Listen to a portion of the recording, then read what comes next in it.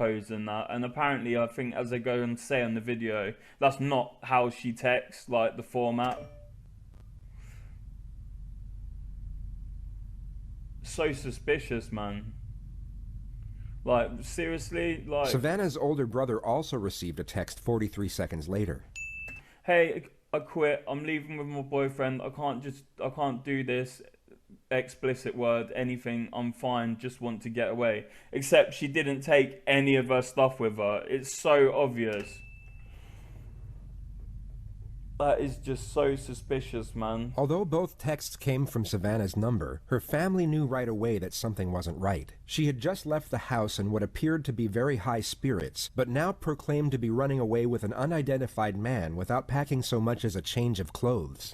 Can I just say, yeah, from the pictures I've seen of her, bless her, she doesn't look like what Lee tries to portray her as. Lee tries to portray her as some hardcore junkie who pins up heroin, yeah? I used to do heroin, yeah? I'm a recovering heroin addict. I've been clean for like 4 years.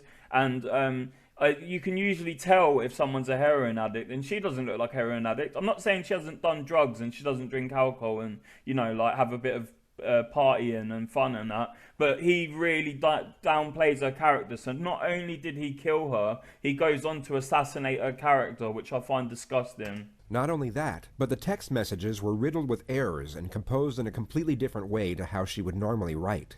So he was completely panicking and when he was sending them texts. The phone was switched off when they tried calling just minutes after receiving the texts, so they immediately called her place of work and found out that she hadn't shown up. It was at that point they called police and filed a missing persons report. Savannah had been gone for less than 2 hours. I have to say, I really respect the police for treating it as seriously as they did, as quickly as they did. I really respect that. Over here in the UK, trying to get the police to do anything is like nigh on impossible. For police to do anything in the UK is nigh on impossible. Roughly 40 minutes later, her car was found unlocked and abandoned in the Bonefish Grill parking lot, and the only thing missing was her phone. Her wallet, ID, and a number of other valuable items had not been taken.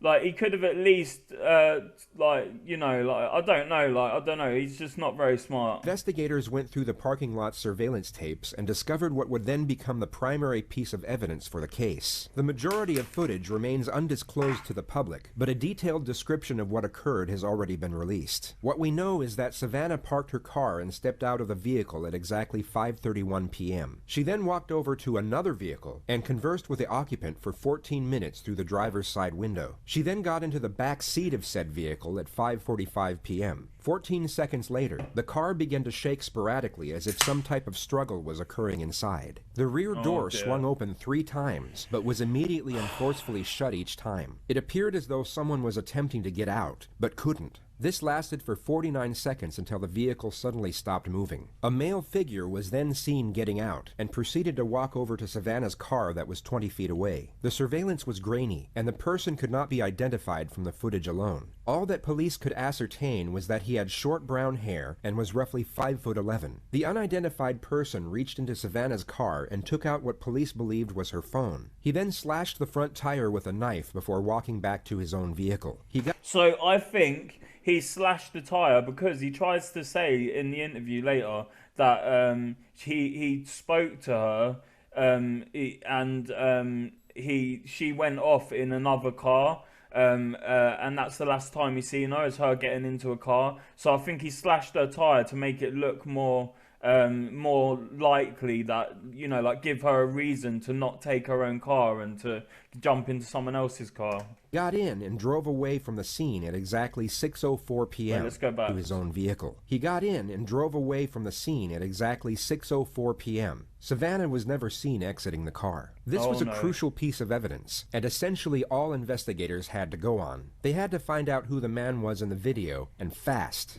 And also, like, I think they go and say, like, JCS, I've seen these videos so many times, I think he goes on to say, like, they can't let this evidence go out to the public because then the criminal can come up with a better alibi. But they also had to be careful in how they conducted their investigation. They couldn't let anyone find out they had this footage in their possession, as knowing this information could allow a suspect to alter their alibi to fit with the evidence. This would take a significant advantage away from investigators during interrogation and would hinder their ability to build a case to a considerable degree. Over the following 2 days, investigators briefly interviewed all the staff at the Bonefish Grill. For the most part, these encounters consisted of just 3 questions. When was the last time you saw Savannah? Do you know where she is? And is there anything you know that could help with our investigation? Within 48 hours, they had 3 potential suspects, whose names were then ran through the motor insurance database. The first suspect didn't have a license. The second suspect owned a bright red 2001 Jeep Cherokee, while the third suspect was registered to a 2012 silver Chevy Malibu, an identical match to the vehicle seen on surveillance. Oh,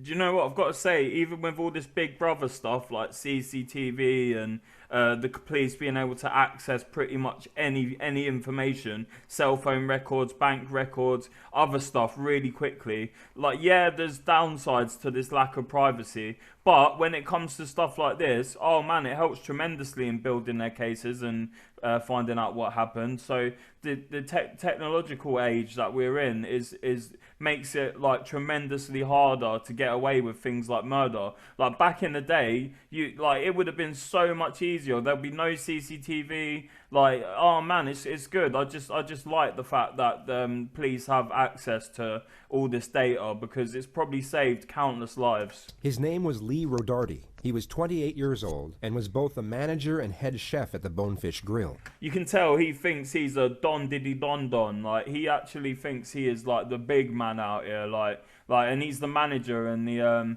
head chef, and you can tell he's got a lot of. He feels like he's got a lot of prestige and a big ego, and like he's probably very charismatic and very charming. And I think JCS goes on to say that he has a lot of luck when it comes to the opposite sex. So he could well be a psycho or at least a sociopath, and he's really good at charming people. Coincidentally, he was the first person to be interviewed at the diner about Savannah's disappearance, where he told investigators that he hadn't seen her in about 3 weeks and knew nothing of her current whereabouts. 3 weeks? What if that doesn't make sense to me unless she was on holiday or something, because if he's the manager there and she works there, surely he's going to see her within 3 weeks. It was only from his co-workers that police discovered he was having an on and off relationship with Savannah for the last 8 months. Oh, that is so suspicious, not letting the police know that and leaving it to other people to expound that, if that's the right word. I try and show off and use words that, let's see if I got the right word, expound. Like, I try and show off my vocabulary in these videos, like, just to give it a bit of an edge. Expound. Let's have a look. Present and explain a theory or idea in detail. Yeah, so they had to wait for his co-workers to expound the fact that they were, like basically an on and off again couple hooking up. And that is very suspicious because usually an innocent person would volunteer that information readily. Despite it being against company policy. From what investigators could gather, this... Just as a side note, yeah, there's a reason that it's against company policy for managers to fraternize with members of staff, because like the power dynamic and the bias and I don't even need to explain it. You guys can obviously tell why it's a bad idea for a manager to date an employee. This was a very popular individual, right? It's a bad idea even dating someone you work with, even if you're on the same level. I worked at 2 different KFCs, and in one of the KFCs I hooked up with 2 different lasses there, and I tell you what, I didn't cheat on either of them. I just hooked up with 2 different lasses there, and I tell you what, yeah, that the awkwardness. It wasn't ideal doing what I'm doing. Rising fast through the ranks of his chosen profession to gather for the last 8 months. I'm so sorry for rambling, guys. I've been drinking. Despite it being against company policy. From what investigators could gather, this was a very popular individual, rising fast through the ranks of his chosen profession. He was known for his charm and charisma amongst his colleagues, and also had a lot of success when it came to the opposite sex. On all accounts, his life seemed to be going very well, but he was now the prime suspect suspect in a kidnapping investigation, and the Jacksonville Sheriff's Office planned their next steps in meticulous detail. Is it just me? I think Jacksonville's in Florida, but there's probably multiple places in different states that are called Jacksonville in the US. But is it just me, or is there just like a unprecedented amount of messed up case? I'm trying not to cuss in my videos anymore. Messed up cases that come from Florida, man. Like, well, I've spoke about this briefly in another video. What is it with Florida and crime? Yeah, is it because of the heat and the humidity and all of that, or is it because of the flakka, or what? Like, what's going on in Florida? It's like it's like the pinnacle of US mental crimes. And the Jacksonville Sheriff's Office planned their next steps in meticulous detail. At around 5:15 p.m. on August 5th, police arrested Rodarte while midway through his shift at work. They told him it was for an outstanding traffic warrant and took him to the JSO Police Department. Oh, I bet he was absolutely cacking his pants, mate. I bet the world fell through his arse. It was for an outstanding traffic warrant and took him to the JSO Police Department. Can you do me a favor? I'm gonna have you take that apron off, dude. Pardon me, lads and lasses.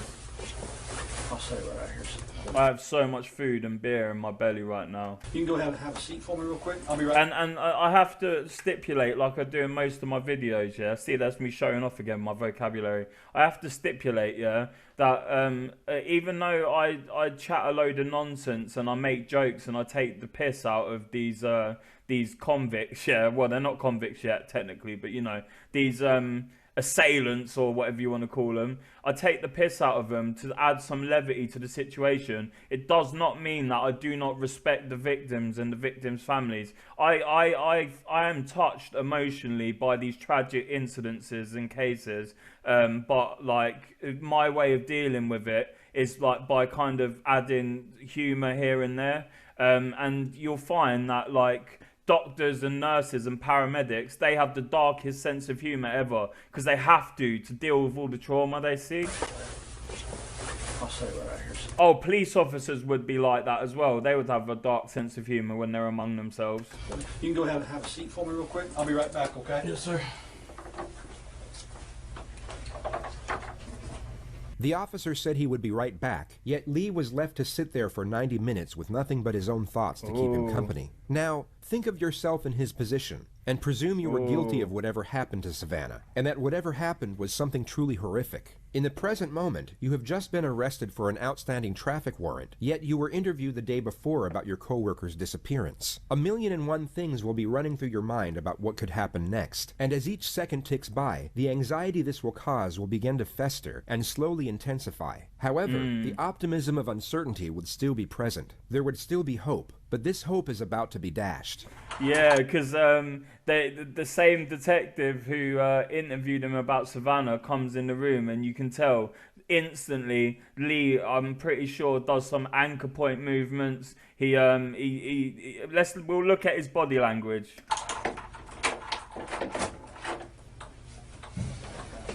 Anchor point movement. The door. Two anchor point movements. One was just because they were opening the door, and the other one was when he saw who the officer was. Anchor point movements are when you move your buttocks and your feet to reposition yourself in your chair.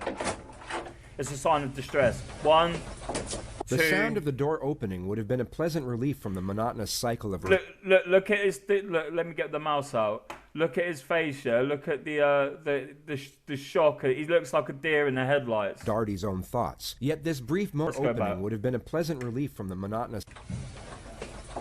The sound of the door opening would have been a pleasant relief from the monotonous cycle of Rodarte's own thoughts. Yet this brief moment of alleviation would have instantly converted to shock as Detective Ray Reeves walked through the door, the same investigator who had interviewed him about Savannah the day prior. Unlucky. Good. You remember me from the other day, Detective Reeves? Okay. It would have been at this moment that Lee realized his situation was far more severe than he was hoping. The relative optimism he would have felt during the initial 90 minutes on his own will now be gone, which in turn will greatly magnify the contrasting sense of fear he will now be experiencing. This is my partner, Detective Saley. She was interviewing another anchor point movement. Look out for these anchor point movements, and also look out for self-comforting behaviour where you'll like rub his body in certain ways and you know, like shift around and very uncomfortable. The other folks, the waiters. See, look, he's rubbing his thigh to comfort himself. And other staff Let's people. go back. I'm sorry I keep going back, but seriously, keep an eye on these things. She was interviewing some of the other folks, the waiters and other staff people the other day, so she didn't get a chance to come in at the time. I wanted to talk to you, or actually we wanted to. You want some more water?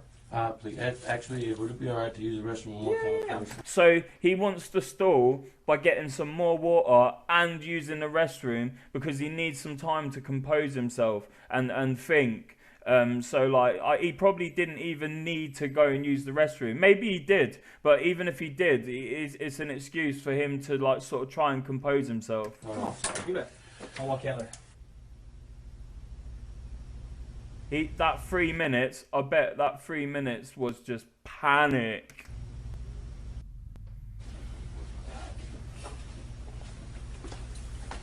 I am sorry, guys. I've been drinking. I don't care though. This is my channel. It's meant to be casual, and we're just gonna keep it cracking. And I'm gonna keep making videos today. I'm gonna make at least 2 or 3, and I'm gonna be getting progressively more drunk as I go through them. And it's not me trying to be disrespectful. It's just me doing my thing, man. True crime isn't even the main part of my channel. I'm just doing this like because I enjoy it.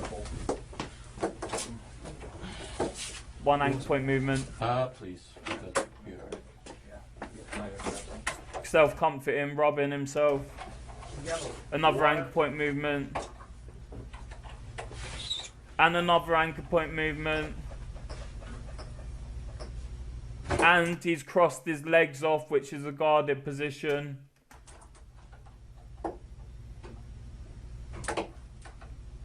And he's self-comforting by like rubbing his hands, and I think he goes to crack his neck.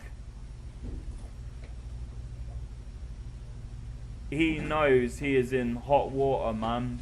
I'm getting better at not cussing in these videos now.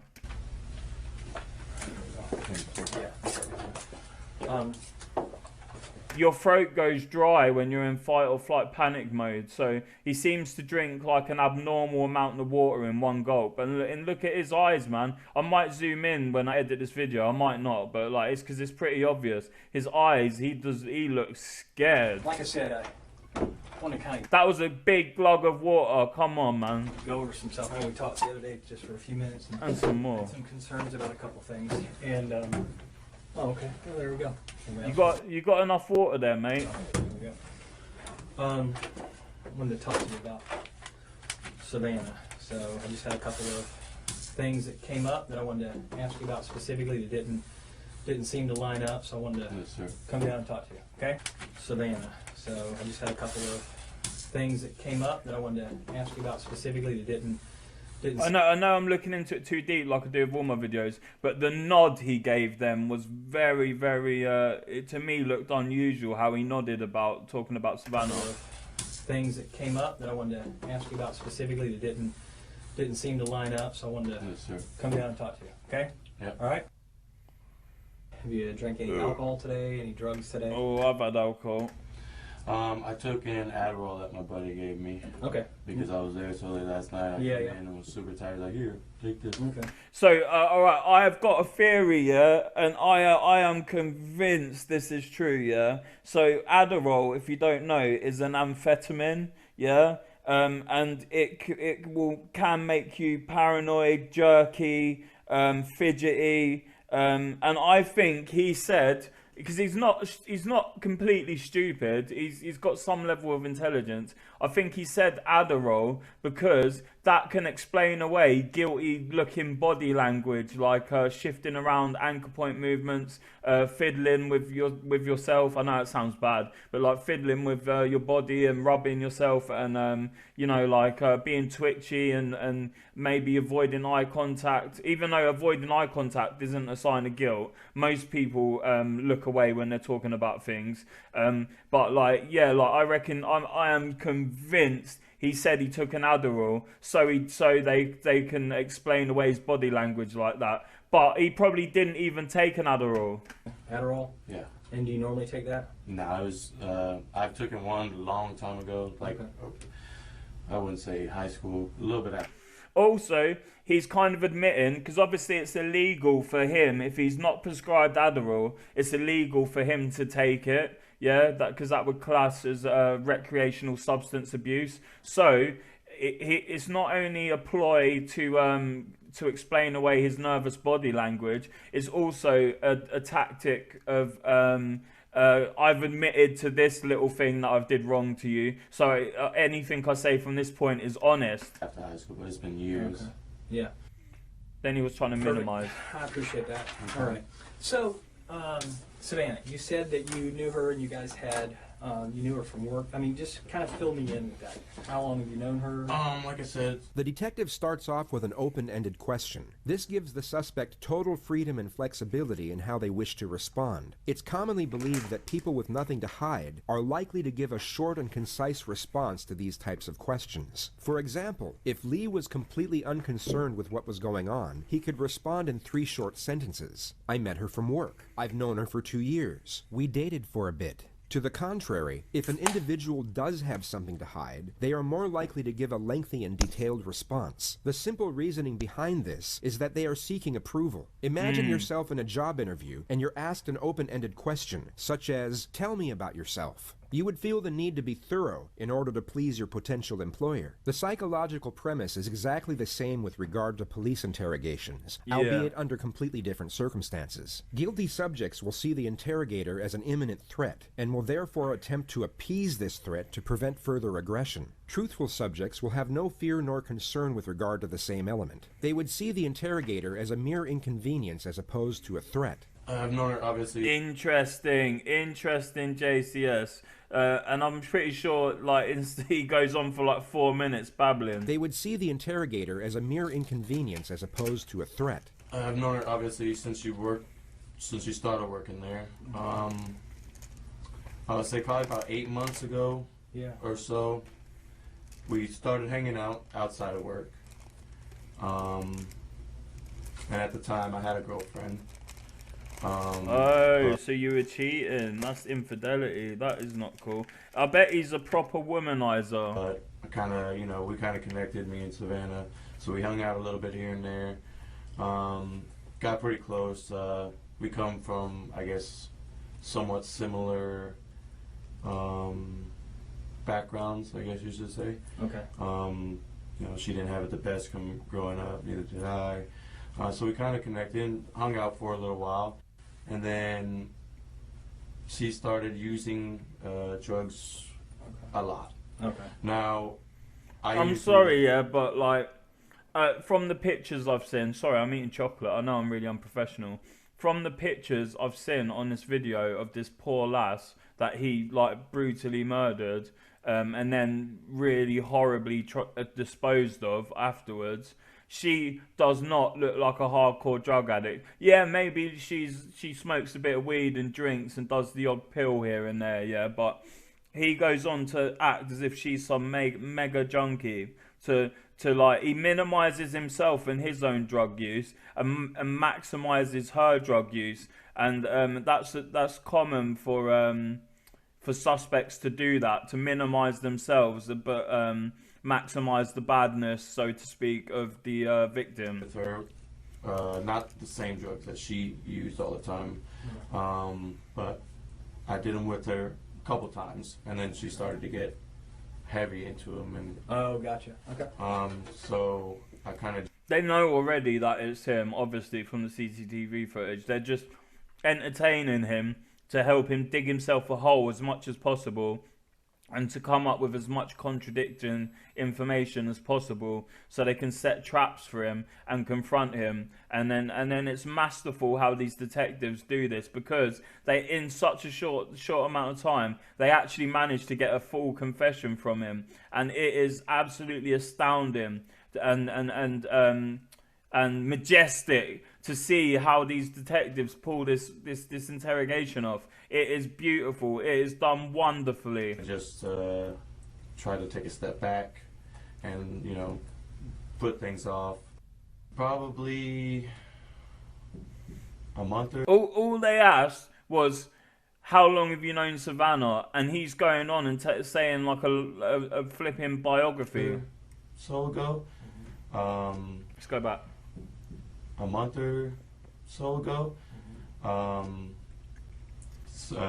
saw Savannah at work, and she looked. He initially said he hadn't seen her in 3 months. Now it's a month ago, and then like he's changing his story already. Healthy again. You know, she gained a little bit of weight, and just friendly talk at work. You know, telling her, hope everything's been good. And she told me, that I guess she did a lot of drugs and ended up in the hospital. She ended up missing I want to say a couple of days, 3 or 4 days from work. Oh, okay. So obviously, me being pretty close to her, I was concerned and everything. But after she came back, she looked good, and she ended up telling me that, I guess, over those 4 days, she detoxed pretty well, and she kind of caught a, new sense into why she shouldn't do drugs so much. Okay. And like I said, she looked good. She started looking healthy. So we kind of were talking, here and there. We hung out a couple times. She came over to the house, and we just kicked back, drink a couple beers, watch movies, stuff like that.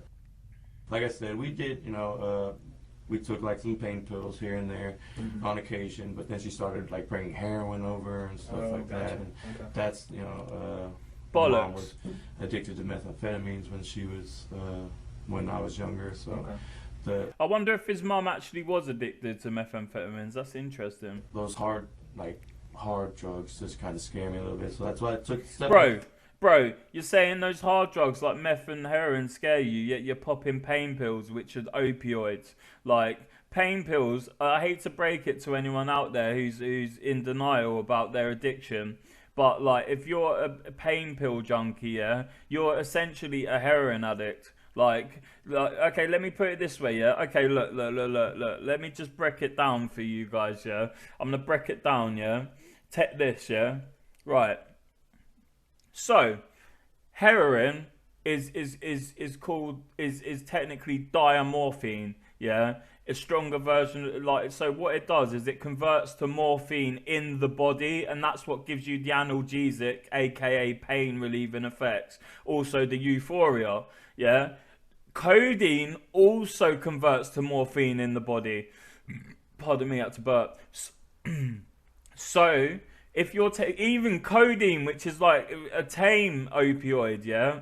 Actually, it's an opiate because it's naturally occurring in poppies. If someone's more knowledgeable and I'm wrong, please correct me. So opiates are naturally occurring opioids like morphine and codeine in poppies, right? Okay, so heroin is an OP.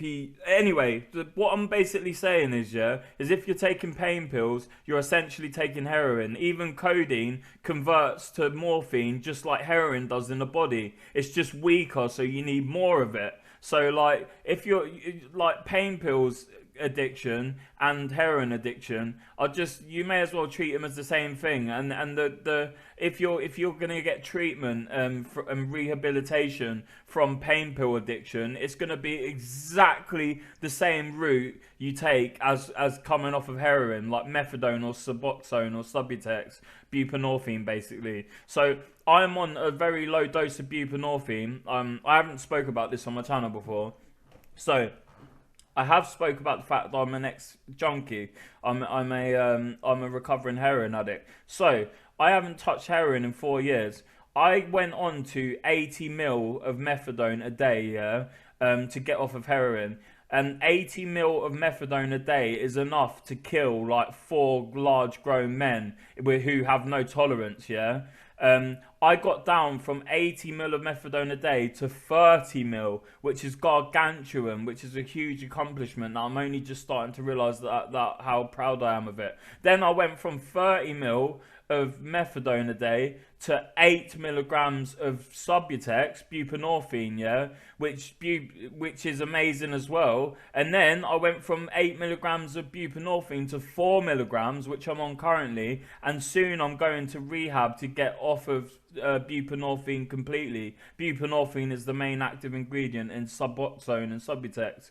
So methadone is a full opioid agonist, yeah? So what it does is it fully binds to the opioid receptors and gives you more of a high, and it's more addictive.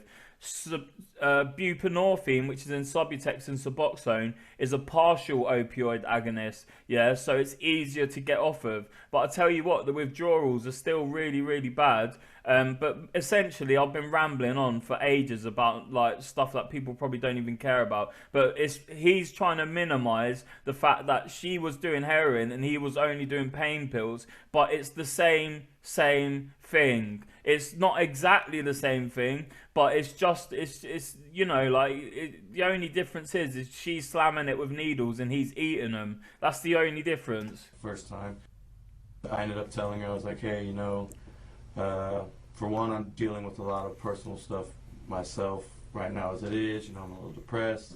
He's almost been talking longer than I have. Like, he's been talking for nearly 5 minutes from one basic question, and I ranted probably for about 10 minutes about opioids. Then I'm so sorry. I think we're moving too fast. I think we should, you know, stop talking. Okay. And she said, I understand. It's completely fine. No problem. You know.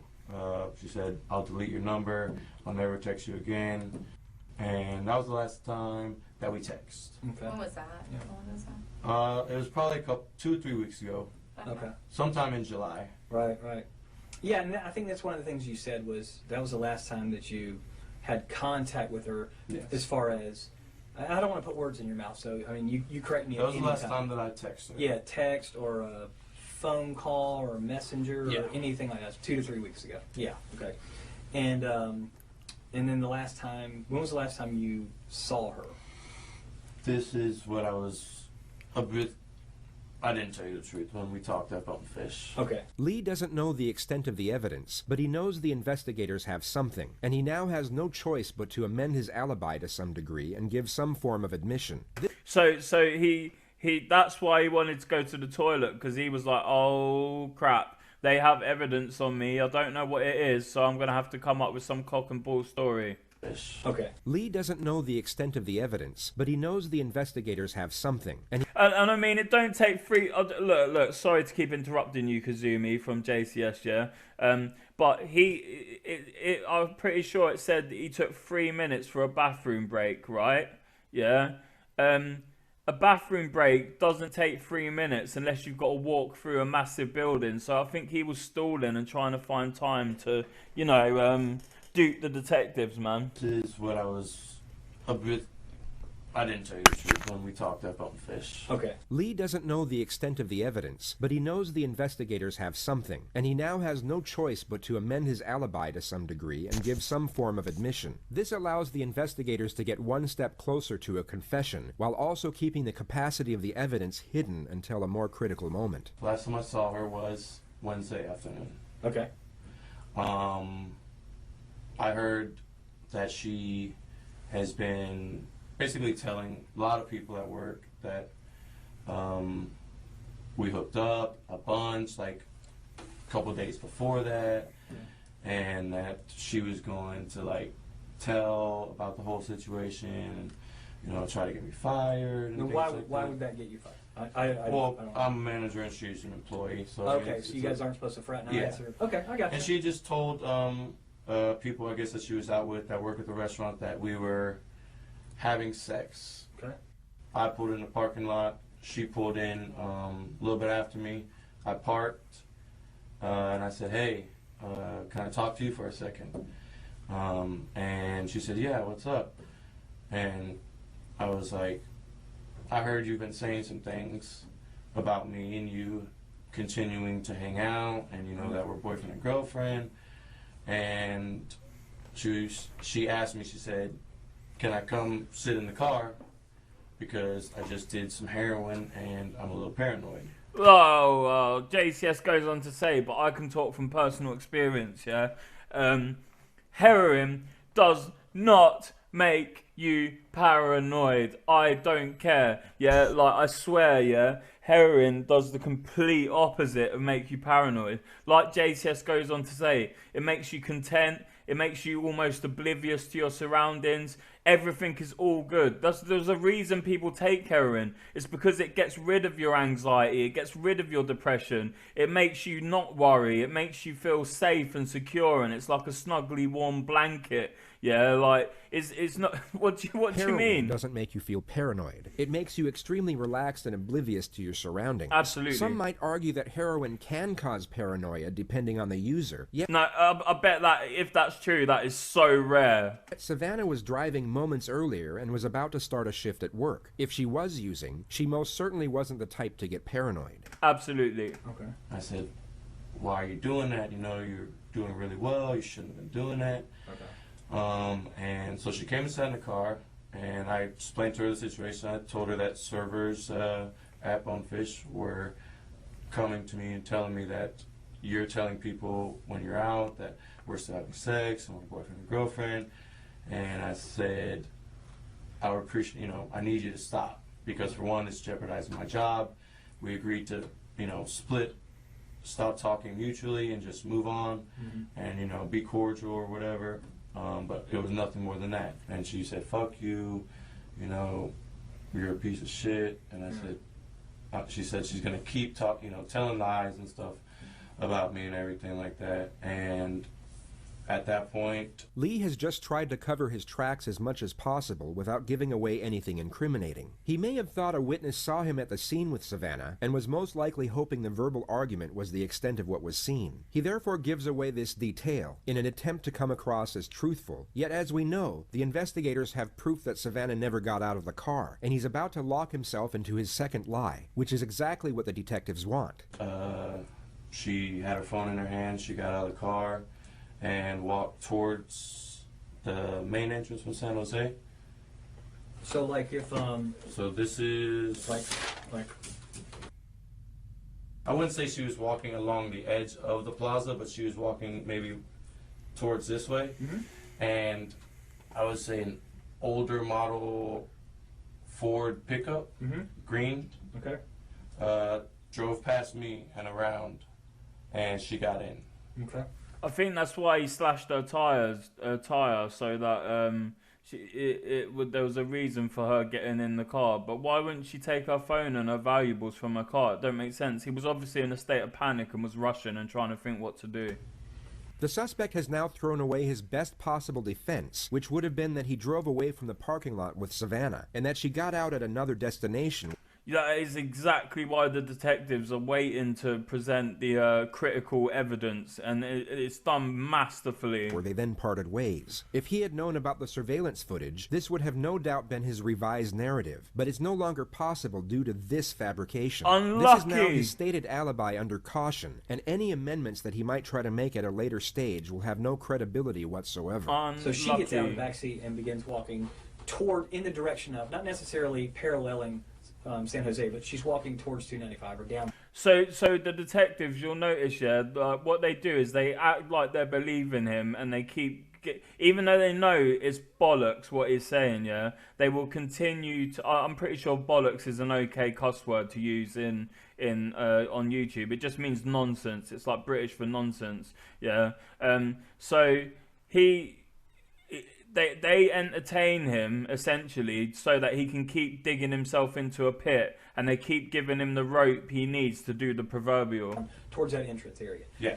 And then she's got her phone, and you said you thought she was calling somebody?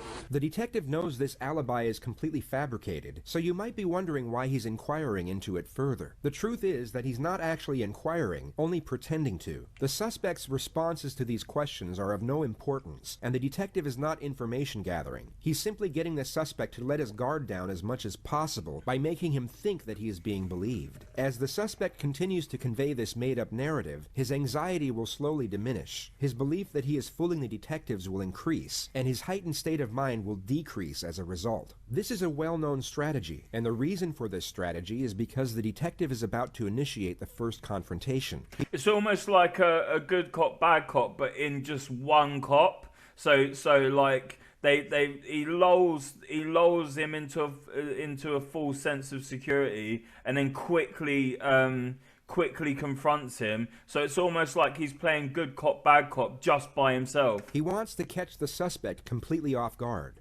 She had it in her hand and looked like, I mean, I couldn't tell if she was texting or not or anything. But she had her phone out. Yeah, she had her phone out and was looking at it, and then it looked like she was going to put it up to her ear, and then the green truck came around. Okay. And how long do you think it was between the time that she got out and started using her phone till that green truck pulled up? This goes on for roughly 90 seconds, and Rodarte appears to be considerably more at ease. 295. He thinks he's duping the detectives at this point, and that's exactly what they want. All the way to Beach Boulevard to Grove Park, and then Grove Park. How long does that usually take you? Depending on traffic, obviously. This chap? Did he say this chap, like as in like this guy? Like I get there really quickly. I do this, I do that. Please comment below if in Americans. Please, I'm really interested if you guys use the word chap, like because we use that in the UK, like oh you're a good chap or whatever, yeah, like man or whatever. And I've never heard anyone except Lee Rodarte in America say the word chap. Is it in the same context? I think it usually takes me about 25 minutes or so. Okay. What happened to your neck? Boom! Boom! Straight away. Like, boom. Usually takes me about 25 minutes or so. Okay. What happened to your neck? We see a very sharp and very sudden switch. The Do suspect you see what I mean about him playing good cop, bad cop just by himself? is taken from feeling assured. We see a very sharp and very sudden switch. The suspect is taken from feeling assured to once again feeling threatened. It's believed that when the immediate shift from one emotion to the next is so extreme, a suspect can become disoriented, and their ability to think critically can be affected. In other words, it's much harder for them to think up lies on the spot or fabricate emotion in a convincing manner. Amazing. That was self-inflicted, actually. He actually pulls that off really well. Like as they go on, as JCS goes on to say, he does a nervous breath, which is real because he's just the world has just fallen out of his arse and he weren't expecting that confrontation. And then he gets all nervous and goes. That was self-inflicted actually, because self-infliction, like I'm not going to say the actual word because it will get this video like demonetized or like censored in some way, but he acts as if it's self-inflicted because that's a taboo subject, so that it gives excuse for him being nervous about saying it and having a nervous physiological response and an auditory response, and that's very smart. He is a smart guy. You can tell he's used to lying and manipulating people because he pulled that off very, very well. He deserves an Oscar for that. In a convincing manner. That was self-inflicted, actually. After a long, nervous breath, he takes 3 seconds to respond, yet somewhat saves himself with the answer. The fact he stated his injuries were self-inflicted could give reason for the nervous breath and his hesitation to respond, as self-harm is a taboo subject, and some might be embarrassed or even ashamed to admit to it. The detective recognizes this and immediately puts him back on the spot. Why? I just have been having kind of a hard time. To your neck? I couldn't... Boom, first interjection. First interjection from the female detective. She alludes to the fact that the neck is an unusual place for a self-inflicted injury, essentially stating that she's not buying it, but also refrains from applying too much pressure, which is being saved for a more pivotal moment at a later stage. Look. The amount of people, I'm going to go back. The amount of people I've seen who have self-inflicted wounds, yeah? I've never seen someone who's done it to their neck. It's always their arms or their thighs, yeah? I've never ever, and I've been in mental health facilities, yeah? I've had friends who are completely crazy, like, I've had a rough life, yeah? And I've been around some rough people, rugged people, yeah? And I've never seen someone do that to their neck, not once. And I love how she doesn't interject at all and lets the male take the lead, but then boom, she comes in like not a vulture, like an eagle, like, and just boom, spots this opportunity from a mile up in the sky, this little mouse running, and just comes in and whack. I just have been having kind of a hard time. To your neck? I couldn't... The first interjection from the female That caught detective, him off she alludes to guard. the fact that the neck is an unusual place for a self-inflicted injury, essentially stating that she's not buying it, but also refrains from applying too much pressure, which is being saved for a more pivotal moment at a later stage. Yeah, I did. And What did you use? a knife. When did you do that? A scratch mark, yeah, from someone defending themselves isn't going to look the same as a knife, yeah. A knife will have a clean cut, yeah, like and a scratch is going to be more like the diameter of a fingernail. So he's not convincing them at all, and then he goes on to dig himself a pit even more by saying that it was done weeks ago, even though they're fresh wounds. Some time in July. You did that in July and it's still Yeah. bloody? Well, I kind of peel the scab here and there at work, you know, stuff like that. I peeled it last night working. Probably not the best advertisement for the Bonefish Grill if their head chefs are peeling their scabs off at work. But then again, the wounds are more than likely a fresh injury from his struggle with Savannah, and they Absolutely. hadn't been peeled off at all. And it was coming off a little bit today, so I peeled that a little bit. All right, let me see. Bollocks. But this and this was the same night. This one was Bollocks. just a lot worse Yeah. than this one was. Okay. And that was in July? He must know he's effed by now. Surely he knows he is effed. There's no way he thinks he's still getting away with this. Like, come on, man. Like, it's so obvious. Yeah. Okay. Like a few weeks back. Yeah. Okay. When she's in the car, what does she say to you about what her plans are? So she's scheduled to work that night. Mhm. So she's going to work? She didn't talk about. I mean, I assumed she was going to work. Mm-hmm. She was in her uniform, but she didn't say. When she got out of the car, she didn't say anything after she got out of the car. They further reinforce his confidence by going back to his narrative of the truck and allow him to convey the story in more meticulous detail. They are once again giving him a false sense of security, only to use it against him at the opportune moment. It's masterful. Oh, it is beautiful how they pull this interrogation off, yeah? 10 out of 10. Spot on. They get a confession. Boom. Bish, bash, bosh. Absolutely smashed. And she gets in that truck. Let's be honest, we won't even call her she, Savannah, okay? Savannah, again, with this picture, if we're using it in the same place, from where your drawing was, they drove over here. You're here, and they drive out over here. Do they stop? Does she get out and go into work? Does the truck keep going? I didn't see once they turned the corner past the ATM. Mm-hmm. Once she got in and they left, I left. Because I just... Did you run into him on the road anywhere? No. Okay. Did she call you later on or text you later on? Savannah? No. Mm-hmm. No other contact with her? No. So, where's Savannah right now? Boom. Instantly, he, like, out of nowhere, he gives him a false sense of security and then confronts him and then keeps confronting him. This is done beautifully. I don't know. Where would I find her? I don't know. This is a far more aggressive confrontation. It's essentially an accusation that the suspect is involved in Savannah's disappearance.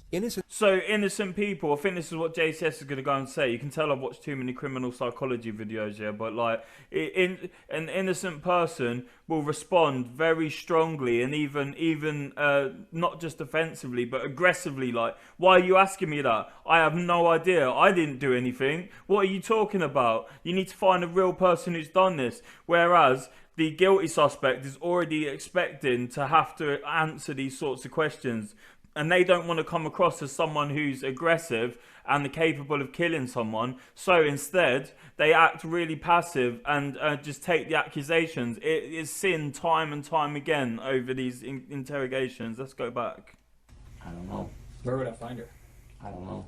This is a far more aggressive confrontation. It's essentially an accusation that the suspect is involved in Savannah's disappearance. Innocent subjects will usually reciprocate this aggression and respond to this type of question with a question of their own, such as, "Why are you asking me that?" or "What are you trying to say?" They would openly recognize and refute the allegation, most often in a forceful manner. Lee had no emotional response whatsoever, nor an ounce of shock. He answered the question with a composed demeanor, almost as if he knew it was coming. It lets the detectives know he was anticipating some type of blunt confrontation. That's my prime objective, is to find her. Definitely. I think time's running out on her. I want to find this girl. Unfortunately, they already know that she's dead. But like they've got to do their thing the way they do it. Like, I'm not sure exactly why or how, but like I have full faith in their abilities because they pull it off masterfully. And here's a couple reasons I need to find her. One is I'm hoping that she's still alive. And that's she's really, not. I really do. I'm holding out for that. And if she's not alive, then I think she and her family are due that knowledge. I think I think they need some closure, because I think the reality is if somebody's dead somewhere, a parent would want to know. I think if do you have kids? No. Okay, so Thank one day God. when you have kids, the uncertainty. Like one day when you have kids, he's going to prison. Like he's just saying it. He's like the officer is just trying to appeal to any sense of morality or humanity that Lee may have. Like, which he probably doesn't, but he's trying to appeal. He knows Savannah's dead, unfortunately, but he's trying to appeal to Lee and get at least a partial confession or get a foot in the door. Somebody's, dead somewhere, a parent would want to know. I think if do you have kids? No. Okay, so one day when you have kids, the uncertainty is whatever kind of a person she is. And I'm not about to say what kind of a person she is. Because I'm not making any judgments. I'm saying that this human being is, if she's alive, then I want to find her. I need to make sure she's okay, because several days now she hasn't been around. Things happen to the human body, and people can't stand a lot of things that can transpire. So, if you don't know what he means that if she's held captive somewhere, things can happen like, say she's in the trunk of a car, she can asphyxiate and die from lack of oxygen. Or if she's tied up, she can have blood circulation problems, which can form blood clots and all sorts of things, and things like that. But unfortunately, he knows that she's dead. I think they're both detectives are 99% sure that she's dead, and they're 100% sure that Lee is responsible for it. But the other thing is, if she's not, this family deserves better than this.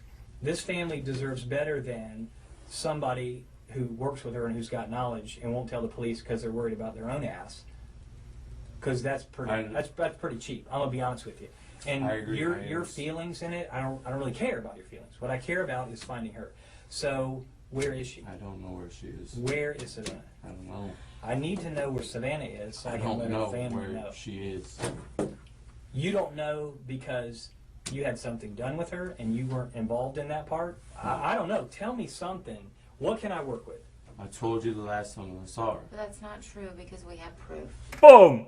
They wait this whole interrogation to bring out the proof part. They let him dig a pit. They give him the rope to do the proverbial, and then boom! That's when they come out with it. Like, it is done beautifully, and the fact that they used the female detective to do it, is one good because she can play the bad cop. So the guy has been like talking to him like relatively nicely, and she has just been passive and listening. And it shocks him more because she doesn't speak during the interrogation. So when she does speak, it holds more weight than it does with the guy speaking.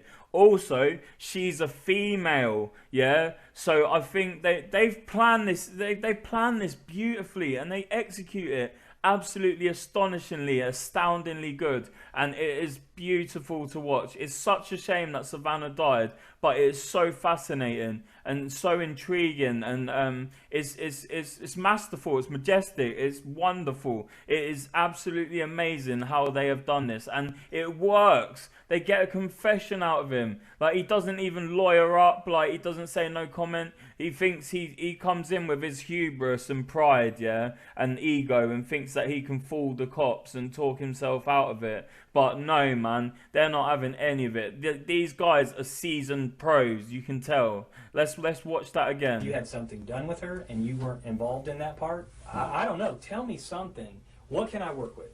I told you the last time I saw her. But that's not true because we have proof. This moment would have been rehearsed multiple times before the interrogation started. The investigators would have planned who would reveal the surveillance to the suspect, and at roughly what moment. The suspect had been confronted multiple times, and the situation was now fully transparent, yet he continued to maintain his innocence by clinging on to his narrative. It becomes evident that he isn't going to budge, so the female detective takes the initiative. She reveals their final and most substantial piece of evidence for the purpose of maximizing the pressure. We have proof. And that's why we're sitting here, Lee. At this point, we need this for her. I mean, I look at that little girl and I think of my little girl. My little girl who's her age.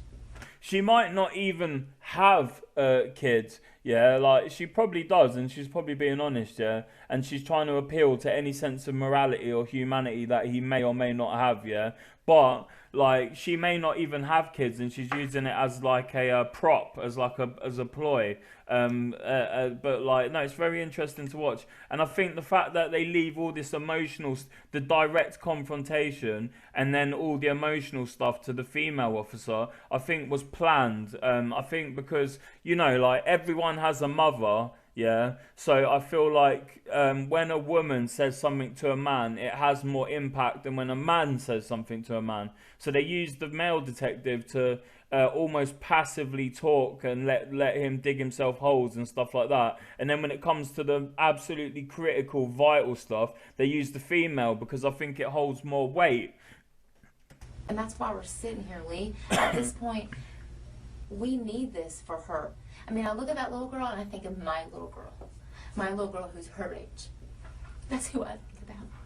That was like she is probably emotional, but I think she is overplaying the emotion to appeal to any sense of morality may or may not have. That was my little girl. I couldn't imagine. I don't care what she said about you or whatever, but my little girl is that age. Maybe. And you're not telling the truth. Maybe something gets out of hand in the car. I didn't do anything. Okay, you didn't do anything, but she was in your car. She never got out of your car. She never got out of your car. Lee? We're not saying that you did anything. I'm trying to find her. I didn't say you I did don't know anything. where she is. Well, we can prove that you left with her in the car. So please, do everybody a favor and just tell us. Where is she? I don't know. You got to be able to separate. We're not sitting here saying you did anything to her. I don't know. She's on drugs. Maybe she passed. I don't know. I'm not in that car with you guys. I know that she's in that car with you. I have proof of all of this. Okay, let me ask you, Lee. Then tell us now if you're being an honest man. Are you being honest? Yes. Okay, well, let's start being honest. She never got out of your back seat, Lee. She never got out of your back seat. Video cameras don't lie. Unlucky. How do you know? How do you think I know this information, Lee? I wasn't there, but a video camera caught it. Tell me what happened. I don't know. What? They're playing good cop, bad cop, like not in like a very like not in like an extreme way, but they are. There's a little element, there's a little edge of good cop, bad cop going on. And obviously the female's doing the bad cop. Tell me what happened. I don't know. What happened to her? Was it an overdose? Is that what happened? I don't know. I'm not in the car with you guys. You just said she was in your car and she had admittedly had done heroin. This is a cross between the how and why solution and the alternative question. Oh, you gotta love JCS. Oh, you gotta love this geezer, man. And it's not just him. I think it's True Crime Loser who helps with the videos as well. You gotta love these guys, man. Let's go back. Like this, I love these videos, yeah. And I I'm adding some valuable contribution to them. Heroin. This is a cross between So they're trying to like give him get one foot in the door by getting him to partially confess like to some bollocks, yeah. Like if she had like heroin overdose, then it's easier for him to admit something like that, and then they can get their foot in the door, because then they can then say, well, why didn't you take her to a hospital? Why didn't you do this? Like so they're very smart in what they're doing, but I don't think he takes the bait at first. And she had admittedly had done heroin. This is a cross between the how and why solution and the alternative question. Both are used to lower the gauge of admission for the purpose of getting one foot in the door, which will then become the new foundation for building the case. The how and why solution essentially blames the victim, while at the same time minimizes the motivations behind the crime. The alternative question plants a seed in the suspect's mind, where they are given an alternative and far more morally accepting choice for what happened. It's a smart move, yet the suspect doesn't fall for it on this occasion. Bodies overdose all the time. Is that what happens? Does she overdose? Okay, well, tell us when you left with her in the car, because that is what is shown. We can't make up that. We can't falsify a video camera, Lee. I'm not lying to you, because you know I'm telling the truth, because you know that's what's on the video. How else would I know that? I don't, unless I have the video. Where did you go with her? I didn't go anywhere with her. You did. No. You did. So the video camera's lying? I don't know this. I mean, Well, I'm telling you. He's trying to say, oh, I don't know if this video camera footage exists, because he thinks they may be bluffing. I don't know this. I mean, Well, I'm telling you. The surveillance footage was no doubt incriminating evidence, yet wouldn't close out a case on its own that easily. The investigators need a confession, and continue to apply pressure in a relentless manner. They attack the suspect's character, while simultaneously appealing to his sense of morality. I'm telling you, I'm not lying to you. I'm not making that up. That's why I'm so passionate about this. This is someone's child. You might not have kids, but damn it, she's someone's kid. We're fact finders, Lee. I don't have anything personal against you. No, not at all.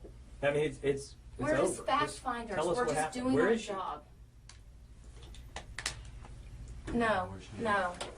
Where did you go with her? She keeps so they're cutting off any denials that he does, because the more you're allowed to deny something without being cut off, the more mental stamina you have and resilience in that lie, and that in that state of what's the word I'm looking for? Basically, like the more you're allowed to deny something, the more confident you get in that denial, and the more entrenched you get into it. But what they do is they cut off his denials as soon as possible, and they're trying to wear him down psychologically, so that his cognitive and rationale are like faltering. They're really putting the pressure on now. They're turning up the We're heat. just fact finders. Tell us We're what just happened. doing Where our is she? job. He's deflecting with the drinking the water. Plus, he's also got fight or flight. Well, he's definitely in fight or flight, and that can make your throat dry. No. Where did you go with her? Where did you go with her, Lee? Be human. You're a human. You're a man. Where did you go with her? I know you're not that cruel inside. No, she knows he is. She's just trying to appeal to his any humanity he may or may not have. Where did you go with her? I know you're not that cruel inside. Seriously. Where did you go with her? Maybe you Please. maybe you don't know where she is now. Where did you go with her? Please. I just realised, yeah, this is just to add some levity to this horrible situation. When she said seriously, yeah, like that doesn't just mean like, oh, seriously, what's going on? You could also say seriously, his name, like seriously. Like, I'm just being like an idiot because I'm drunk, and I'm trying to add some levity to this horrible, horrific situation. I'm sorry, guys. No, you're not that cruel inside. Seriously? Seriously. Where did you go with her? Maybe you Please. maybe you don't know where she is now. Where did you go with her? Please. I'm begging you, Lee. Please. Please tell tell us. Please don't make us waste any more of our time. Just tell us. He looks surprisingly calm, even though inside he's gonna be in fight or flight. He's holding a calm demeanor, like, quite well. But he might also be sort of like frozen in a state of panic. Please tell us. Please. I'm begging you. I know you're not evil. Just tell us where she is. I'm begging you. Please. Please. Can you please just tell me? Where did you go with her then? Can you At least tell us that. at least tell us that part? Where did you go with her afterwards? She didn't get out of your car, and you know that obviously because I and know we do that. too. That's why we're here. Just tell us where. Where did you go with her? Tell us that. At least point us in that direction. I owe her family. We've been. No one's. We're not saying anything that you intentionally did anything. Just tell us where you went. When y'all left out of there, you went down Clare Lane, you made a left on San Jose about to 295, and you get up on 295. Okay? He's even nodding, like, check that, like, he's even nodding, and I don't think he realises he's doing it. He's agreeing with her, like, with his body language. Jose about to 295, and you get up on 295. Okay? Nodding. Where else did you go before you went home? I mean, I know you eventually went home, I but... didn't go anywhere. I went straight home. Okay, so what did y'all do when you got home? Savannah was with you. She was with you. And that's okay at that point, but I need to know where did she go from there? Is she still at your house? No. Okay. Is she still in your car? No. Okay. Well, then where is she? Now he's partially confessing. She's like taken on a more motherly demeanor, like a more calm, passive, feminine. You'll notice, yeah, like she was being really aggressive until she could see that he was nodding. Yeah, look, let's go right back. Yeah, so keep this in mind. She's presenting him with the evidence in a more detailed manner, right? Okay, so he starts agreeing and nodding his head, and even starts cognitively and verbally affirming what she's saying, right? And then because her harsh, strong tactic was working and got him to start partially confessing, she pulls back and off the accelerator a little bit, and takes off the power a little bit. It's very interesting to watch him nod. Left on San Jose about to 295, and you get up on 295. Okay. Where else did you go before you went home? She goes instantly more passive, to try and I think build rapport a little bit with him, and I really do think they're considering the fact that everyone has a mum, and they use female detectives sometimes in a way that is because it's easier to confess something to your mum than another man sometimes. So I think that they're playing on that a little bit. I mean, I know you eventually went home, I but... didn't go anywhere. I went straight home. Okay, so what did y'all do when you got home? Savannah was with you. She was with you. She's got And calm. it's okay at that point, but I need to know where did she go from there? Is she still at your house? No. Okay. Is she still in your car? No. Okay. Well, then where is she?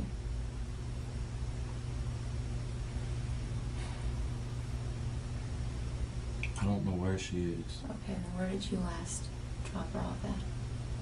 I didn't drop her off. Okay, well then tell me. What happened? Where'd you guys go? We went to my house. This is a breakthrough. The investigators have got Lee to amend his story once more by lowering the level of admission, and this shows that he can still be influenced. As stated earlier, they were trying to get one foot in the door, which they have now done, and this is their new platform to build on the more damnatory elements. Yes. We did some jokes.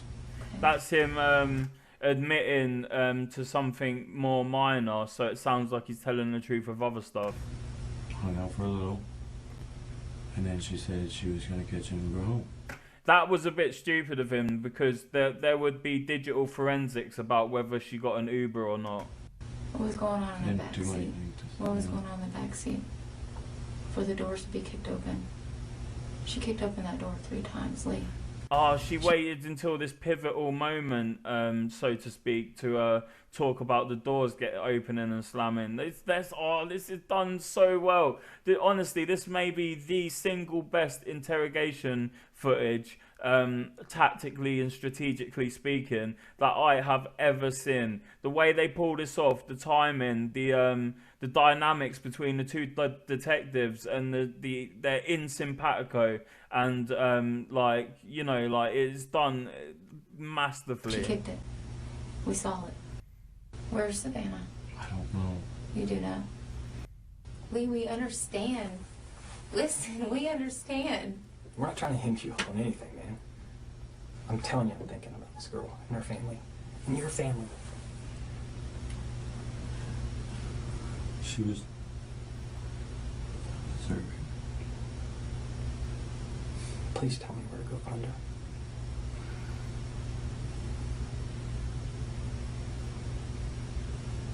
That's how people will remember you.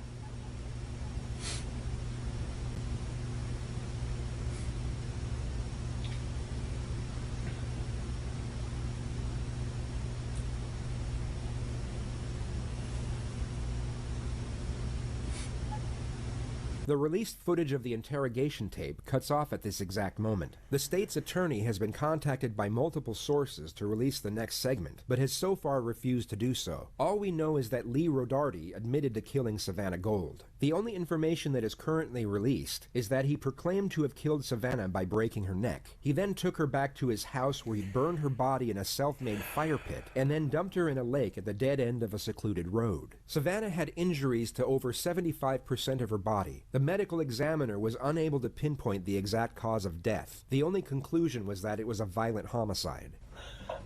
Oh dear. I think, yeah, like, it's difficult to watch this next bit, yeah, because you see someone who, JCS goes on to talk about this dichotomy, this juxtaposition of seeing someone so distraught, a human being in such a state of emotional turmoil that it's hard to watch. But given the context of the situation and knowing what he did, it's almost like retribution for the viewing audience. It's almost like that people go, okay, you're getting what you deserve now, so it's easier to watch. But it's still not like comfortable to watch this. He knows his life is over, and I genuinely believe that part of him actually feels a little bit guilty for what he did. You'll see why, I think. Comment below if you agree with me or not. But he says some things that seem to indicate that he has some level of guilt towards what he did towards Savannah. But I think the vast majority, 95% of this turmoil that he's about to go through is because he and himself, in his character and his life and his career prospects and all his goals have been shattered. And I think he's facing the idea of spending life in jail, maybe even capital punishment, depending on where they are and if that's an option. And yeah, no, he is in. I'm just going to stop talking and let you watch it. It is intense.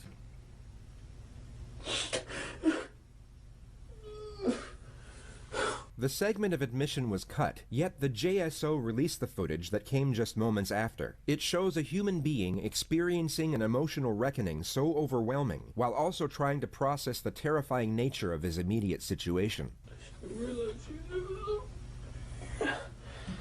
The detectives have nailed this. In about 30 minutes, they get a confession out of him.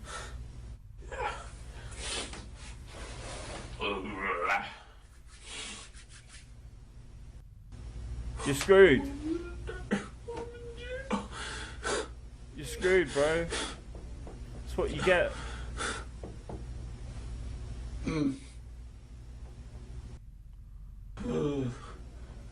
Wait, let me check something. Hey Google, is there capital punishment in Florida?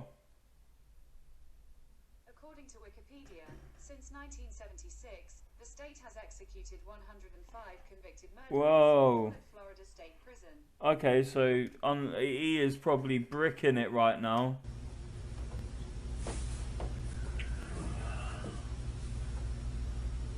Fucking idiot, Lee. More than an idiot, more than stupid, abhorrent, evil, disgusting, disgraceful, abominable.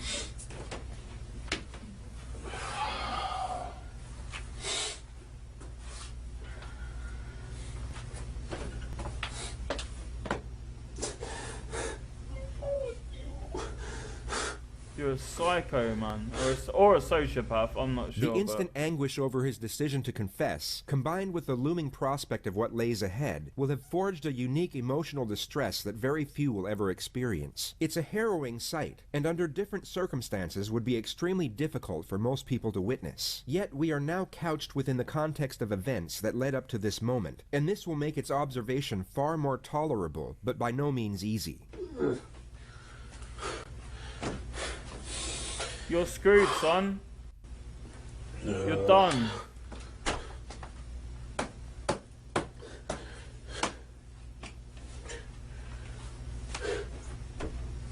You are done. It's so stupid. Oh, fucking. So that sounds like he's got anger towards her and blames her for the situation. But then he goes on to say, I'm so sorry, Savannah. But then I'm wondering whether that's a ploy. Like, he knows he's being recorded, and that's a ploy to try and avoid the death penalty by maybe saying, like, showing some kind of remorse, or he genuinely shows remorse. Either way, a million things are going through his head right now, and he is absolutely blasted.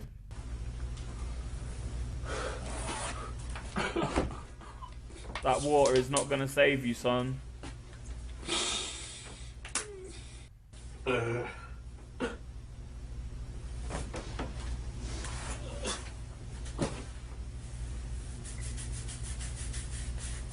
Oh, the anguish, the emotional anguish that he is going through right now. No one, barely anyone in the world will ever experience this turmoil he's going through right now.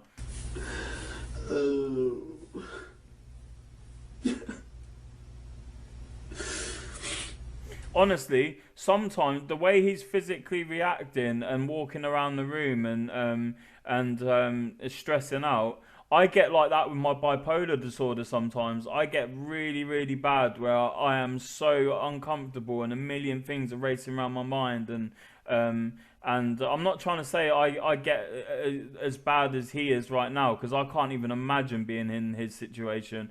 But it kind of hits me in a different way, because like I know what it's like to be in mental anguish, and I can't even imagine how much is going through his head right now.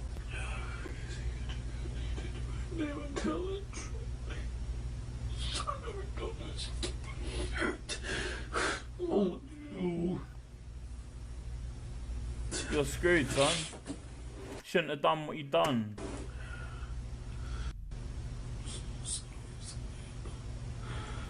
Part of me thinks that he might be genuinely saying sorry to her because he's whispering it and it's barely audible.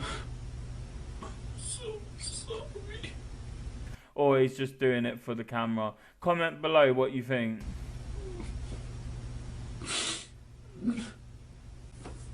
Stop. Killed in jail. Probably. There's worse things that can happen to you in jail than being killed, mate. You're gonna have to join the gang, son. That's your only chance.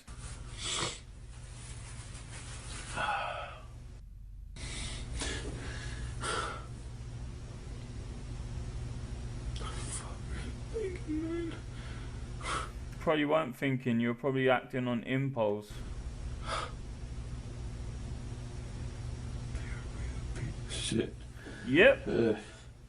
Yep. I'm nice to you. For somebody who was a bitch to you. What are you going on about, man? Does that make any sense? What are you talking about?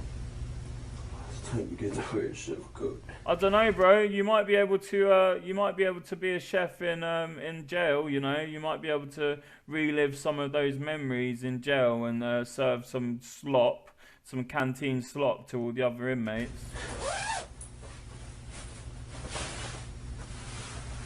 Oh, you can tell how much he thinks of his job and his profession, that he wants to wear it one last time.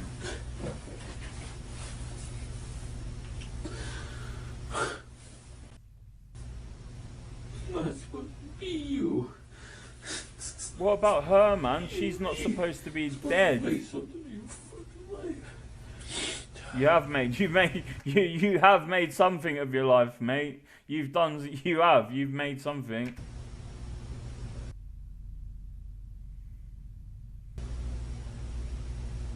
Everything. Going places, man. Your fucking head. Unlucky. Could've totally known. Unlucky, son. Look, guys, I'm sorry for, like, I just have to add levity to it because, like, these are so intense, these videos, that, like, my way of dealing with it is just, like, adding levity to it. So if you don't like it, I apologize. Give it a dislike. But you know, like, I just doing me on this channel, and this guy, I think, deserves to be mocked and ridiculed because he done something so heinous to someone who, by the looks of it, was just an innocent, sweet little girl, and he just like destroyed her, and then not only killed her, he horrifically disposed of her. It's just disgusting, and I don't know how, I have no feelings of sympathy towards Lee whatsoever. The only thing that I feel like I can do to him is mock him, and degrade him, because it's just horrible.